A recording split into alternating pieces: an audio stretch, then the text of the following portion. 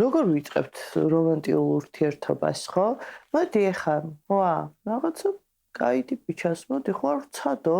ვსდი რა ვიცი, რაც გამოვა, გამოვა. შენ არ გაქვს იმის 100%-იანი მოლოდინი, რომ ეს სამუდამოა რა, აი ქვეცნობიერად შიგნით მაინც სულ პირველ ნაბიჯებს რო დგავ, მაშინ მაინც ხო გაქვს ფიქრი, რომ რავი, ვნახოთ, შევხედოთ. მეგობრობაში როგორ ხდება? რავი, ფიქრობს ვინმე, რომ ეს რა კაი ტიპი ჩანს, მოდი აბა ვცდი, დაუმეგობრდები, აბა შევხედოთ ერთი, იქნებ ერთი 5 წელი გავქაჩოთ, ან 2 წელი გავქაჩოთ.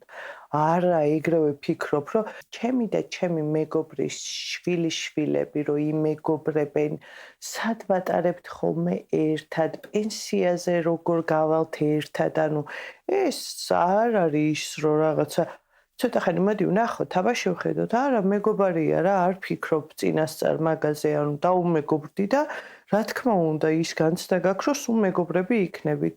და შესაბამისად, ვინმეს გაუკვირდება, რომ მეგობრობის დასრულება უფრო მტკივნეული შეიძლება იყოს, ვიდრე რომანტიული ურთიერთობის დასრულება?